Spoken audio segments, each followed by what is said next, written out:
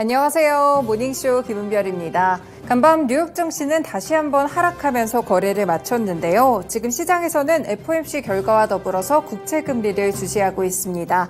역시나 연준 위원들이 올해 금리 인사 의지와 더불어서 내년도에도 고금리가 유지될 것이라는 점을 시사하면서 시장은 우려감이 더 커진 모습인데요. 그렇기 때문에 국채 금리에 대한 이 상승 압력 역시나 커져가고 있습니다. 10년물, 2년물 이렇게 장단기 국채 금리 모두 계속해서 최고치를 경신하는 모습인데요. 이렇게 불안한 시장 속에 결국 9월은 이렇게 하락하고 마는 것일까요? 다음 주에는 국내 증시 또 긴 휴장에 들어가게 됩니다. 이 휴일을 앞두고 이번 주에 전략들 잘 정리해 보시면서 다음 주 전략까지 연결시켜 보시면 좋을 것 같습니다. 네, 모닝쇼 오늘도 뉴스부터 체크해 보겠습니다. 네, 첫 번째 소식은요. 영국의 중앙은행이 이번에는 기준금리를 깜짝 동결했습니다. 14회 연속 계속해서 인상을 하다가 이번에 처음으로 중단하는 흐름이었는데요.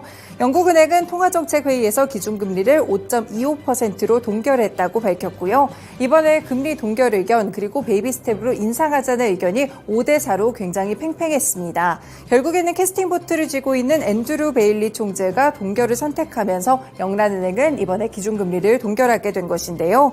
이 영란은행의 성명을 살펴보시자면 이 긴축이 노동시장과 실물경제 전반에 미치는 영향이 증가하고 있다며 통화정책위원회는 임금 상승과 서비스 가격 인플레이션을 포함해 경제 전반의 지속적인 인플레이션 압력 그리고 회복력 징후를 면밀하게 모니터링하겠다고 밝혔습니다. 결국에는 고강도 긴축에 따라서 경기 둔화 우려를 조금 더 크게 본 것이고요. 5.25% 수준에서 금리를 동결하게 된 것입니다. 네, 이렇게 영란은행이 깜짝적인 금리 동결을 결정하게 된 것은 전날 물가에 대한 영향이 좀 컸습니다. 일단 8월 CPI 상승률이 전년 동월 대비 6.7% 증가를 기록했는데 예상치를 0.3%포인트 밑돈데다가 18개월 만에 최저치를 기록하기도 했습니다. 여기에 미 연준도 금리를 동결하자 금융시장에서도 역시나 한 절반 정도씩 금리 동결과 인상을 예측하는 흐름이었는데요.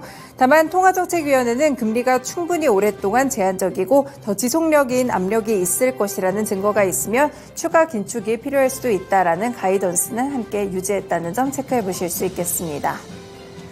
네, 두 번째는 미국의 신규 실업수당 청구 건수입니다. 계속해서 발표가 되고 있는 상황인데요. 8개월 만에 가장 낮은 수치까지 다시 한번 떨어지게 됐습니다. 노동부가 밝힌 지난주 신규 실업수당 청구 건수는 20만 1000건으로 집계가 됐는데요. 직전 주인 22만 1000건보다도 2만 건 정도 감소한 것이고요. 지난 1월 넷째 주 이후 8개월 만에 가장 적은 수치입니다. 그리고 월스트리트 저널 그리고 로이터 통신에서 집계했던 전문가 전망치보다도 훨씬 더 하회하는 그런 흐름이었는데요. 최소 2주일당 실업수당을 신청하는 계속 실업수당 청구 건수도 166만 2천 건으로 전주보다 2만 1000건 감소한 것으로 함께 드러나게 됐습니다. 결국에는 이렇게 연초 이후 가장 낮은 수준을 기록하게 되면서 미국의 노동시장이 아직까지는 굉장히 나쁘지 않은 상황을 유지하고 있다는 점이 확인됐는데요. 특히나 경제 전반에 걸쳐서 고용 속도 자체는 둔화되고 있지만 기업들이 대규모 감원은 꺼려하고 있다는 점이 이번 수치를 통해서 또 확인해 볼 수 있었습니다. 해고는 제한되고 실업률이 낮은 상황에서 소비자들은 소비를 지속해오면서 현재 경제 성장을 뒷받침하고 있는 국면이다라고 봤는데요.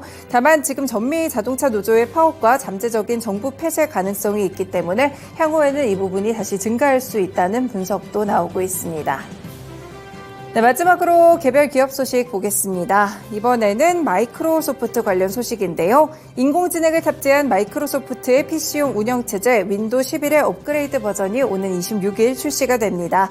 그리고 MS365 코파일럿 역시나 11월 1일부터 본격 제공될 것으로 보이는데요. 마이크로소프트는 이번에 이렇게 생성형 AI를 결합한 소프트웨어 출시 계획을 밝혔고요. AI 기반의 윈도우 코파일럿 기능이 추가됐고 파일 탐색기는 새롭게 디자인됐습니다. 그리고 윈도우 기기에서 펜을 사용해 글씨를 쓸 수 있는 기능도 포함이 됐고 그림판 앱도 조금 더 쉽게 쓸 수 있도록 대폭 개선되는 흐름이었는데요. 이와 더불어 함께 공개를 할 것으로 밝히는 마이크로소프트의 365 코파일럿의 경우에는요. 이 사무용 소프트웨어로 살펴보시면 될 것 같습니다. 생성형 AI가 여기에 함께 결합이 됐다는 그런 분석이 나오고 있고요. 사용자 요청에 따라서 문서와 텍스트를 자동으로 생성하는 것은 물론 회의에 직접 참여하지 않더라도 회의 내용을 내용을 그대로 요약해 줄 수 있다는 그런 편의성들을 지니고 있습니다. 이제는 시제품에서 본격적으로 11월 1일에 출시를 앞두고 있다는 점 체크해 보실 수 있겠습니다. 네, 오늘도 이렇게 간밤에 있었던 소식들 3가지 살펴드렸습니다. 모닝쇼 본격적으로 출발합니다.